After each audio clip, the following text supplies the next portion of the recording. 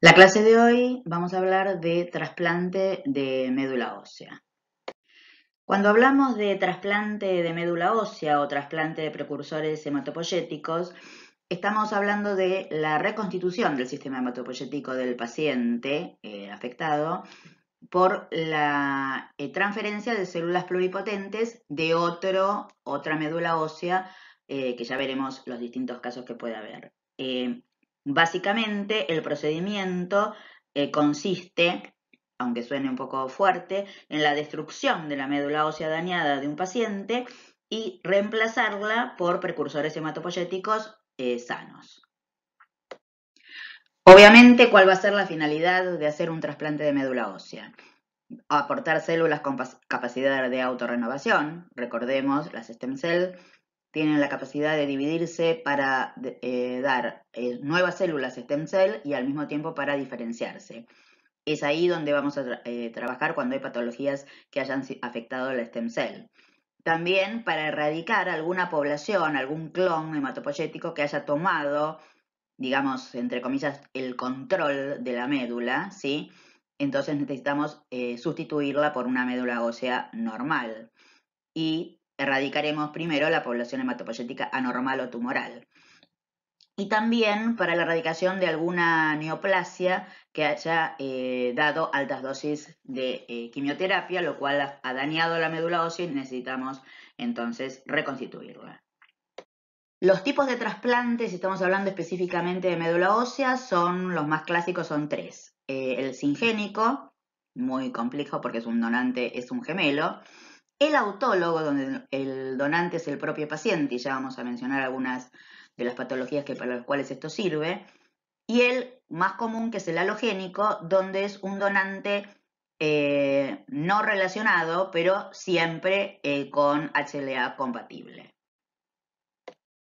Bueno, acá lo que vemos es un porcentaje de los donantes, o sea, para hacer trasplantes halogénicos, que pueden ser hermanos compatibles, donantes no relacionados, no compatibles, o sea, el orden en que hay posibilidades de encontrar de distintos tipos de donantes.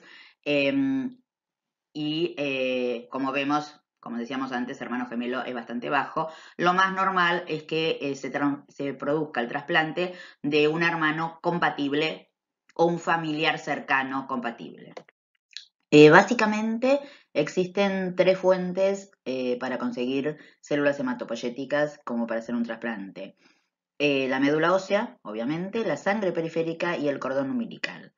Cuando hablamos de médula ósea, tradicionalmente lo que estamos hablando es de hacer una punción en las crestas ilíacas del donante, tomar médula de ese donante y luego, de un cierto procedimiento, trasplantarlo al paciente. El paciente obviamente tuvo que haber pasado por una serie de quimioterapias y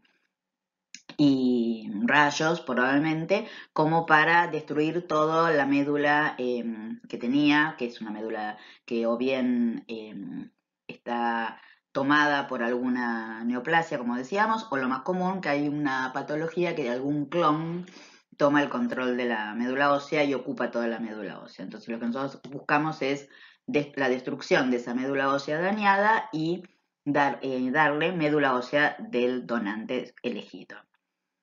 Otra fuente de células es la sangre periférica, es decir, hace pocos años, por una metodología que se llama la plasmaféresis, lo que se hace es el donante elegido, sea el mismo paciente, sea un donante relacionado, es sometido a una terapia donde aumentan el número de células en sangre periférica, de células de leucocitos en sangre periférica, con lo cual esta estimulación es bastante importante y se vio que había en sangre periférica también aparecían células precursoras. Estas células precursoras, luego de hacer un tratamiento, este proceso que se llama plasmaféresis, se procesan, se separan, se conservan finalmente es esto lo que a través, como si fuera una transfusión, es lo que se le da al paciente. La célula hematopoyética precursora tiene afinidad por su medio ambiente habitual, que es todo el medio ambiente de fibroblastos y grasa amarilla y demás que hay en médula ósea, que ya hablamos en las clases de hematopoiesis. Y este medio ambiente hace que la célula precursora se diferencie y comience a poblar de nuevo la médula ósea del paciente. Otra fuente para el trasplante de médula ósea de células progenitoras hematopoyéticas es el cordón umbilical. Esto es todo un trabajo que se hace en bancos de células de cordón, donde se guardan células de cordón umbilical. Pueden ser, se hace también todo un procedimiento, con lo cual se puede llegar a utilizar para trasplantes de médula ósea. Lo más común es, en realidad, en este momento, los trasplantes utilizando sangre periférica, que van a ver en el video que después le subimos. Entonces, acá serían los pasos muy generales. Cuando veamos el video les va a quedar más claro cómo es un trasplante autólogo, cómo es los pasos que se siguen en un trasplante autólogo. Tenemos al paciente, hacemos una recolusión de médula ósea o sangre periférica. Decidimos hacer, por un lado, obviamente, el procesamiento de la criopreservación de esta médula ósea o sangre periférica tomada. Por otro lado, al paciente comienza con la quimioterapia o los rayos. Y cuando ya el paciente está preparado, ese procesamiento, esas células de médula ósea criopreservadas se van a trasplantar, obviamente después de descongelarse, y se va a dar una serie de medicamentos o una serie de inmunosupresores para evitar lo que después vamos a conocer y vamos a charlar un poco, que es el rechazo del injerto versus huésped. El trasplante halogénico también tiene sus indicaciones y obviamente es el más común. Hay algunas, como estas que están mencionadas acá, donde en realidad es la única posibilidad de cura. Y en algunas ya las hemos mencionado, como las anemias aplásicas, las talasemias mayor. También hemos hablado de las anemias, la sickle cell. El tema es que tenemos que recordar algo que ya mencionamos en clases anteriores, que es que si estamos frente a alguna de estas patologías cuya única posibilidad es el trasplante, una cosa importante es tratar de evitar al máximo las transfusiones para que estos trasplantes que ya tienen complicaciones, no le agreguemos la complicación de la respuesta inmune del organismo a otros marcadores, a otros antígenos. Las complicaciones más tempranas que va a tener el trasplante de médula ósea y a las cuales hay que estar esperando son las infecciones de todo tipo, como vemos, bacterianas, virales, hongos, pero la más importante es la enfermedad del injerto versus el huésped. Esta es una patología típica que puede aparecer solo si hay trasplante de médula ósea, no aparece con otros órganos, porque en otros órganos es el organismo el que rechaza al órgano trasplantado y en este caso es el injerto al que rechaza al huésped que lo ha recibido. La enfermedad del huésped del injerto versus huésped, ocurre en casi el 60% de los pacientes sometidos al trasplante de médula ósea, hay que esperarlo, ¿sí? Sobre todo, obviamente, esto va a pasar porque son trasplantes halogénicos, aunque sean HLA idénticos, o sea, que sean del hermano. Hay dos formas típicas, la aguda y la crónica. El paciente puede presentar las dos, o sea, podemos haber superado la aguda y aparecer una crónica.